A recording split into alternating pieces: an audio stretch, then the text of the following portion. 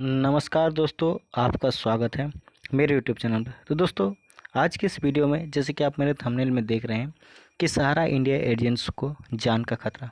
जी हाँ दोस्तों, इन्फॉर्मेशन सही है। तो दोस्तों, वीडियो को शुरू करने से पहले अगर आप हमारे चैनल पर नए हैं तो चैनल को सब्सक्राइब करके बेल बटन जरूर दबा दें ताकि इस तरह की वीडियोस का नोटिफिकेशन आप तक पहुँचता रहे। साथ ही वीडियोज़ को लाइक, शेयर एंड कमेंट जरूर करें। तो चलिए दोस्तों, शुरू करते हैं आज की इस वीडियो को। सहारा इंडिया कंपनी भारत में रेलवे के बाद दूसरी सबसे बड़ी नियोक्ता वाली कंपनी थी। यानी कि भारत में रेलवे के बाद दूसरी सबसे बड़ी जो रोजगार देने वाली कंपनी थी वे सहारा थी। तो दोस्तों, एक आंकड़े के मुताबिक सहारा इंडिया में कुल 14 लाख कर्मचारी काम किया करते थे। उनमें से जो ग्राउंड लेवल के कर्मचारी होते थे वे एजेंट्स हुआ करते थे, जिनका काम होता था लोगों को सहारा इंडिया के द्वारा पेश की गई स्कीम को समझाना और इस कंपनी में स्कीम के ऊपर इन्वेस्ट के लिए प्रेरित करना। इन एजेंट्स का कोई फिक्स्ड सैलरी नहीं होती थी।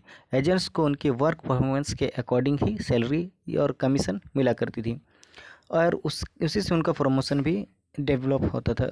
मतलब उन्हीं से उनका घर संसार चलता था। जिस एजेंट का जितना बड़ा कस्टमर सर्कल होता था उनका प्रमोशन भी उतने बड़े लेवल पर होता था। सहारा इंडिया एजेंट्स लोगों से सहारा के नए नए स्कीम को समझाकर इन्वेस्ट करने के लिए कहते थे। इसी प्रक्रम में कुछ कुछ एजेंट्स का रेपुटेशन इतना होता था कि लोग स्कीम को देखकर नहीं बल्कि एजेंट्स को देखकर, यानी कि एजेंट्स के रेपुटेशन को देखकर स्कीम पर इन्वेस्ट कर देते थे। इन्वेस्टर्स एजेंट के ऊपर इतना भरोसा करते थे कि आंख मूंद कर कभी कभी इन्वेस्ट कर देते थे। वह सहारा इंडिया को की स्कीम को नहीं देखते थे बल्कि एजेंट्स के बिहेवियर को देखते हैं। इसी प्रक्रम में जब सहारा इंडिया कंपनी डूब गई तो लोग कंपनी से नहीं बल्कि सीधे एजेंट से पैसे मांगने लगे। सहारा इंडिया कंपनी डूबने के बाद जितनी ज़्यादा समस्या इन्वेस्टर्स को हुई उससे दुगनी समस्या एजेंट्स को हुई, क्योंकि एजेंट्स का काम अब डबल हो गया। सहारा इंडिया में निवेशकों को ही नहीं बल्कि कलेक्शन एजेंट के रूप में काम कर रहे हजारों स्थानीय लोगों को भी बड़ी फर्जियत हुई।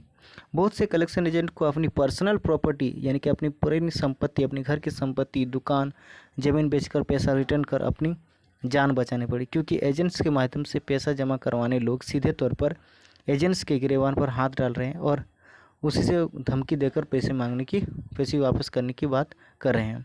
ऐसे में कुछ सहारा एजेंट्सों ने सैकड़ों लोगों को व्यक्तिगत रूप से अपना पर्सनल प्रॉपर्टी बेचकर पैसा वापस कराया। कुछ एजेंट्स ने तो सुसाइड ही कर लिया।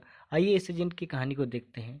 नोट में इन्होंने सुसाइड नोट में लिखा कि लोगों को जवाब देते देते थक गया। इन्होंने लिखा कि मेरी मौत का जिम्मेवार ओनली सहारा इंडिया कंपनी। यही कहानी हमको डबरा यानी कि भोपाल से सुनाई मिल रही है और दूसरी कहानी एक घाटशिला से है, जहाँ पर एजेंटों ने आत्महत्या कर ली। ये एक खतरे का विषय है क्योंकि एजेंट्स लोग बहुत ही मेहनत से अपना काम किया करते थे और बदले में उनको ये सज़ा मिल रहा है। सहारा के ऐसे बहुत सारे एजेंट्स हैं जिन्होंने अपने ही पैसे या अपने रिलेटिव्स वालों के पैसे मोटे अमाउंट में पैसों को सहारा में जमा करवाया, किसी स्कीम में जमा करवाया सहारा। हमारे यहाँ के एक व्यक्ति ने अपने ही ससुराल में अपने ससुर के लाखों रुपए सहारा इंडिया के किसी स्कीम में इन्वेस्ट कर दिए।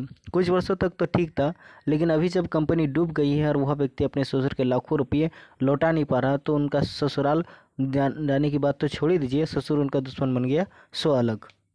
हालांकि सहारा के सीआरसीएस पोर्टल ने भी बहुत सारे लोगों को उम्मीद दी है कि बहुत सारे एजेंटों को भी उम्मीद दी है कि आप अपने इन्वेस्टर्स को पैसे लौटा सकते हैं, लेकिन ये वाला जो पोर्टल है बहुत ही स्लो काम कर रहा है और बहुत ही कम लोगों को अभी तक पैसा वापस मिला है। हालांकि पैसे पूरे वापस नहीं मिले, खाली सिर्फ फर्स्ट इंस्टॉलमेंट में 10,000 ही वापस मिले हैं, लेकिन बहुत सी कम लोगों को मिला है। उम्मीद है कि जल्द ही सरकार इसका जल्द ही कोई निवारण करेगी और सहारा का यह सीआरसीएस पोर्टल सभी लोगों को अपने अपने पैसे वापस देने में सफल हो। श्रद्धांजलि उन सभी एजेंट्सों को एवं लोगों को जिन्होंने सहारा इंडिया के दरमियान अपने जान गंवाई। तो दोस्तों, उम्मीद करते हैं कि इस वीडियो आपको अच्छी लगी। वीडियो अच्छी लगी तो आपको लाइक, शेयर एंड कमेंट जरूर करें।